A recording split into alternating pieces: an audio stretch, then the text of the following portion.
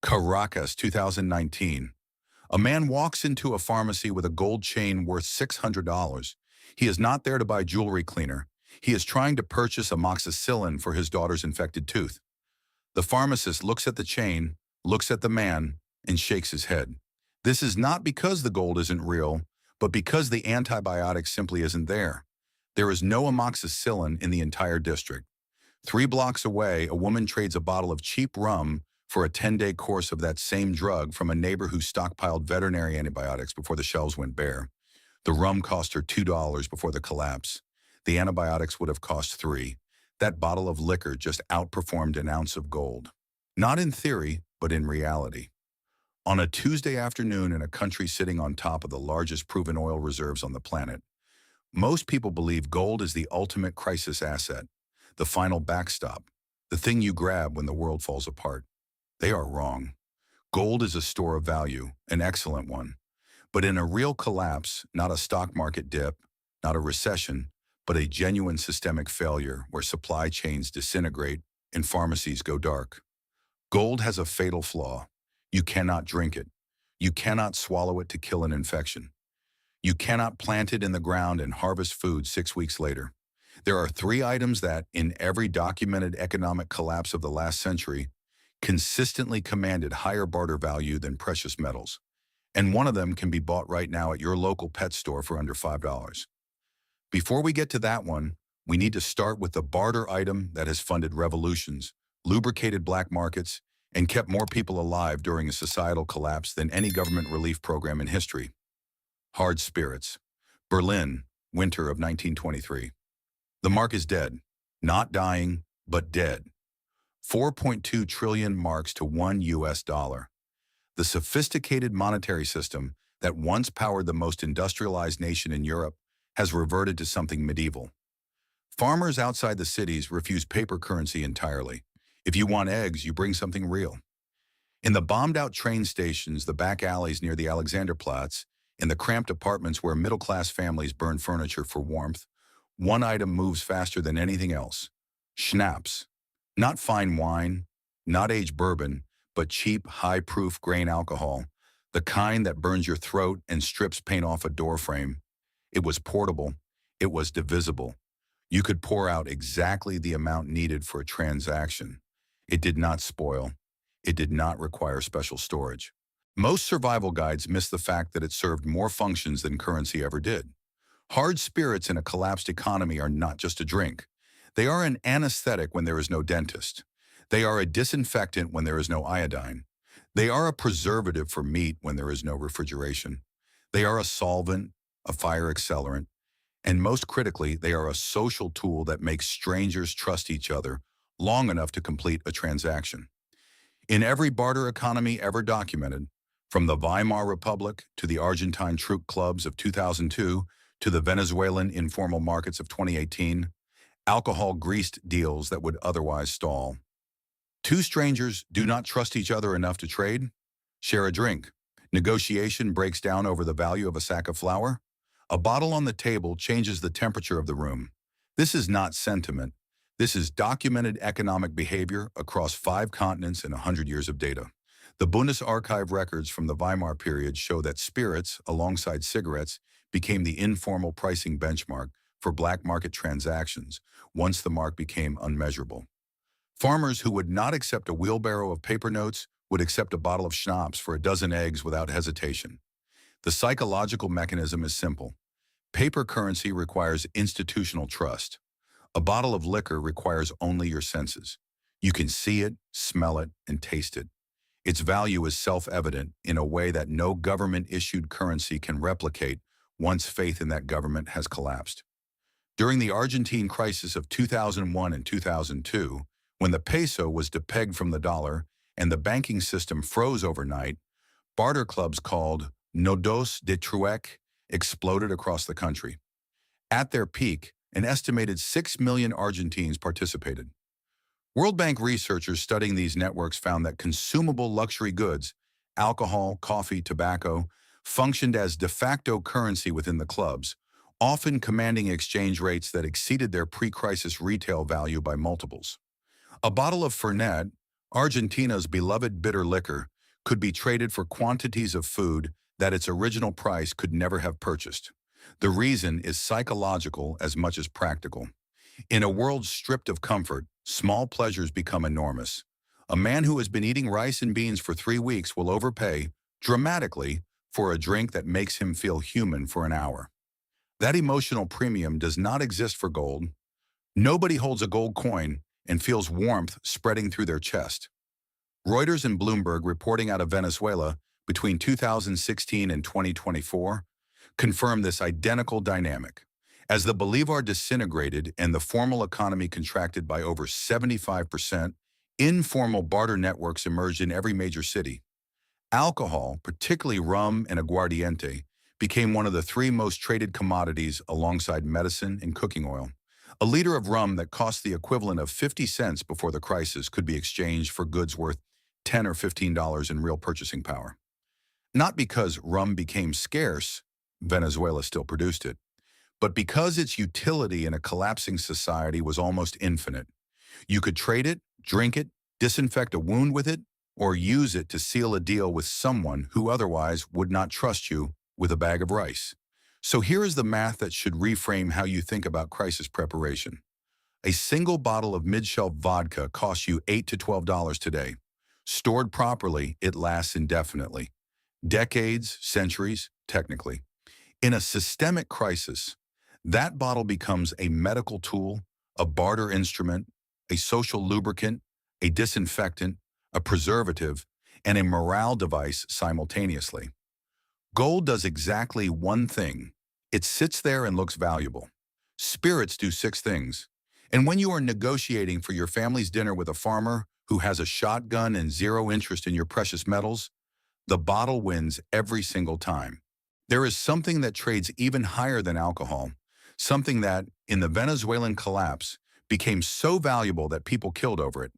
And you can buy it today without a prescription: antibiotics.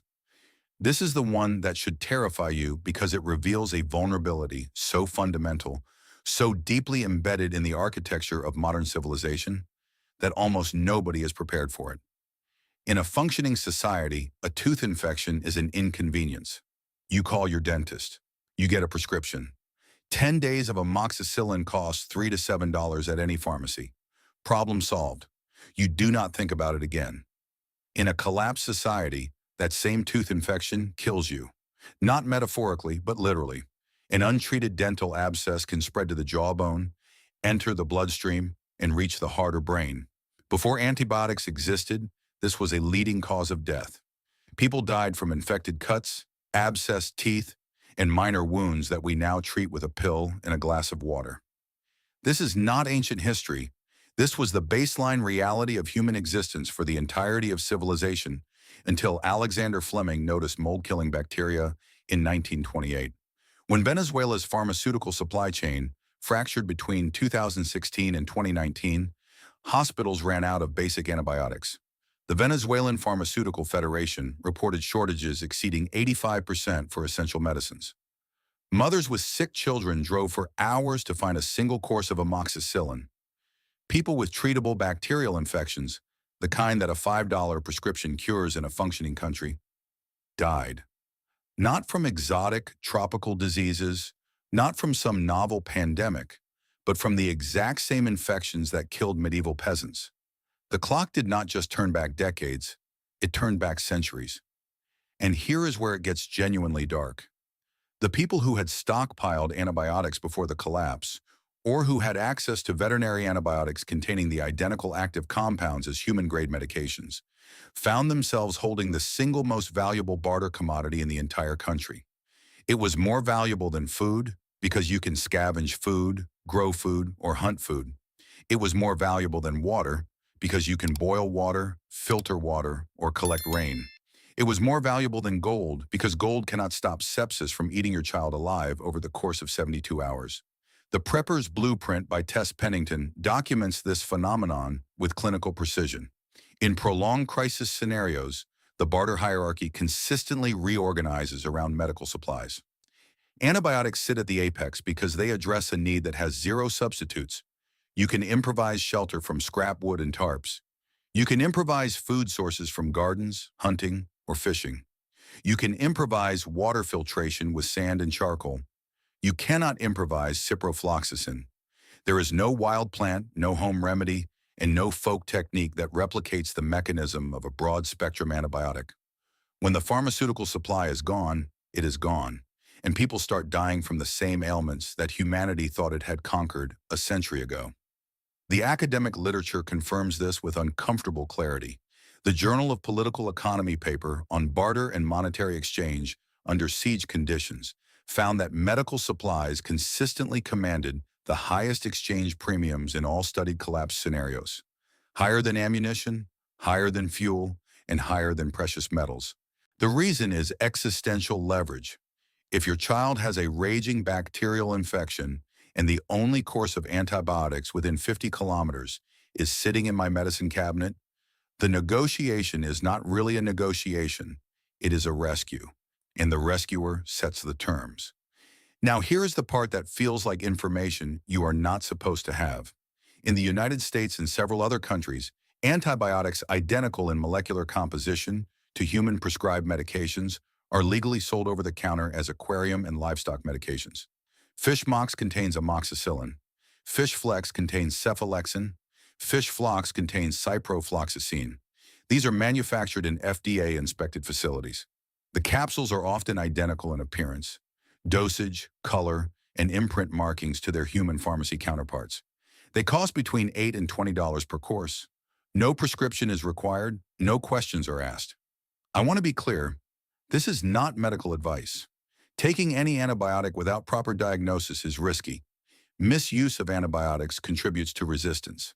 These are facts, but the barter economics are also facts. And the barter economics say this: in a systemic collapse where pharmaceutical supply chains fail, which has happened in Venezuela, Lebanon, parts of Syria, post-sanctions Iraq, and Zimbabwe, a $20 supply of broad-spectrum antibiotics becomes worth more than a $1,000 gold coin. Because the gold coin sits inert in your palm while your neighbor's child dies of a streptococcal infection that $3 of amoxicillin would have cured on a normal Thursday. The FEMA Disaster Preparedness Archives acknowledge this reality obliquely. Their guidance recommends maintaining a supply of essential medications. But the deeper implication, that medical supplies become the dominant barter currency in any prolonged emergency, is something institutional preparedness literature avoids stating directly. The crowdsourced data from communities tracking real-world crisis economics is more blunt. In thread after thread, across years of first-hand accounts, antibiotics rank as the single most recommended barter stockpile item. Not water filters, not ammunition, and not gold, antibiotics. Because they solve a problem that nothing else can solve for a cost that is right now almost absurdly low. Everything we have discussed so far shares one critical limitation. Spirits get consumed and antibiotics get swallowed. They are spent assets. Powerful, yes. Life-saving, absolutely.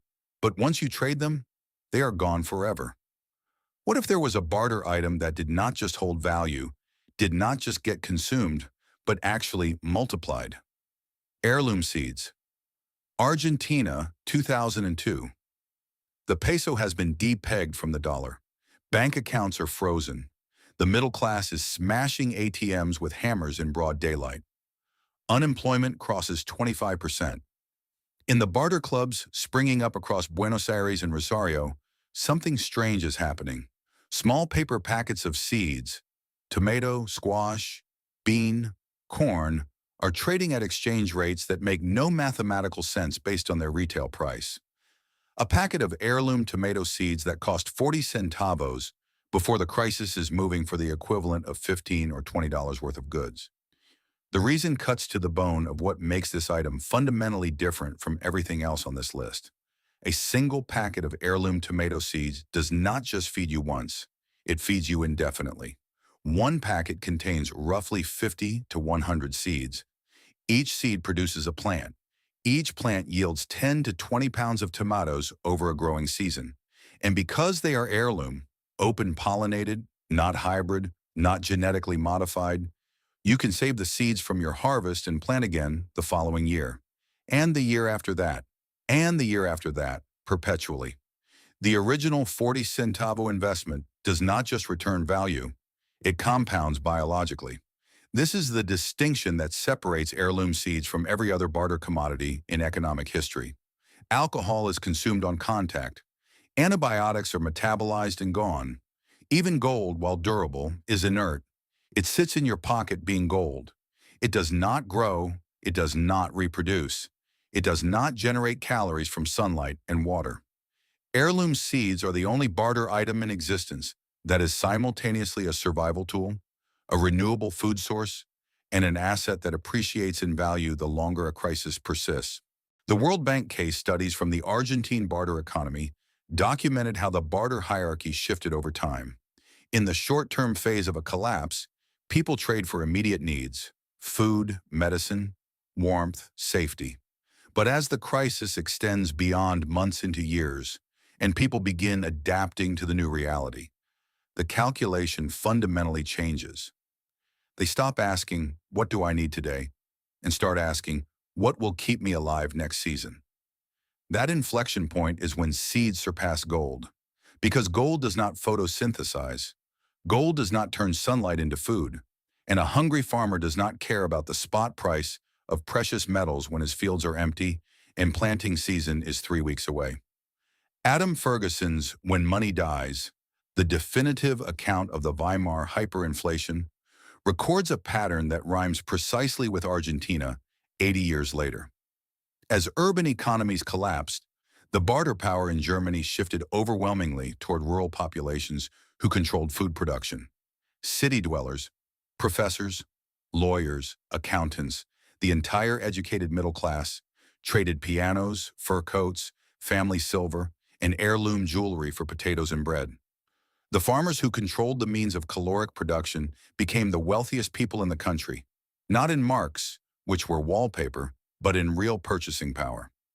They could demand anything and receive it because they held the one thing nobody could fabricate with a printing press: the ability to turn soil into survival. Seeds are the gateway to that power for someone who does not already own a 100-acre farm. A balcony garden in a Caracas apartment planted with the right varieties, leafy greens, tomatoes, peppers, herbs, can produce a meaningful supplement to a family's diet within 6 to 8 weeks. More importantly, it produces surplus. And surplus is the definition of wealth in a barter economy. Venezuelan urban families who grew even small quantities of vegetables during the crisis reported significantly higher food security and barter capacity than neighbors who did not. The difference was not marginal. It was the difference between dependence and leverage. But the detail that elevates this from interesting to critical, the detail that most people miss, is the word heirloom. It must be heirloom seeds, open-pollinated, not hybrid. Hybrid seeds, the kind sold in most commercial garden centers, are engineered for single-season performance. They produce plants that either do not breed true in the second generation or produce sterile offspring entirely. They are designed for annual repurchase. That commercial model works beautifully when garden centers are open and supply chains function. In a collapse, it is a dead end. You plant, you harvest, and then you have nothing to plant next year. Heirloom seeds are self-replicating wealth. You plant, harvest, save seeds, and plant again. Each cycle multiplies your starting investment with zero additional input costs beyond water and labor. The most chilling dimension of this is the timeline. Gold protects you on day one of a crisis. Alcohol protects you in week one. Antibiotics protect you in month one. Seeds protect you in year one and every year that follows. The longer a crisis persists, and the historical average for a severe economic collapse is not weeks or months, but years, the more valuable seeds become relative to every other asset, including gold. Because an ounce of gold buys nothing from a farmer who already has enough gold coins, but not enough tomato plants for the coming spring. So, where does this leave you? You have just seen a pattern that repeats across every documented economic collapse of the last 100 years. From the Weimar Republic to Argentina, to Venezuela, to Lebanon, the items that command the highest barter premiums during genuine systemic failure are never precious metals. They are the things that address the needs gold cannot touch: physical comfort, medical survival, and renewable food. Gold is a store of value for the world between crises. It preserves wealth across decades and transfers purchasing power from one monetary system to the next. That role is real, and nobody is disputing it. But in the acute phase of a collapse, the weeks, months, and years where supply chains are severed, pharmacies go dark, and grocery shelves stay empty, gold sits heavy and useless in your pocket while the person next to you trades a bottle of rum for a week's worth of eggs without a second thought. The uncomfortable truth is that genuine crisis preparation is not about accumulating the most expensive asset. It is about accumulating the most useful ones. $100 split between a case of decent vodka, a supply of broad-spectrum antibiotics, and 50 packets of heirloom vegetable seeds provides more real-world collapse insurance than $100 in gold bullion. Not because gold is worthless, it isn't, but because you cannot drink it, you cannot swallow it to save your child's life, and you cannot bury it in soil and eat what grows. Every empire that has ever collapsed left behind the same forensic evidence. The survivors were not the ones who hoarded the most conventional wealth. They were the ones who understood what humans actually need when every system they have depended on goes silent. Water, medicine, calories, warmth, and community. Everything else, every stock ticker, every bond certificate, every shiny disk of metal, is a symbol. And symbols only work when enough people still believe in what they represent. Here is the thought I want you to carry with you after this video ends. You are not preparing for a hypothetical. You are living in a world where the average fiat currency lasts 27 years, where global sovereign debt has crossed $315 trillion, and where every central bank on earth is running the same monetary experiment that destroyed Rome, Weimar, and Zimbabwe. The timeline is debatable. The pattern is not. The question was never if. The question is whether, when it arrives, you will be the one holding gold and begging for amoxicillin, or the one holding amoxicillin and naming your price. If this story changed how you view the items in your pantry or the value of the gold in your safe, please subscribe and like the video. We are uncovering the history they tried to bury and the survival strategies they won't teach you.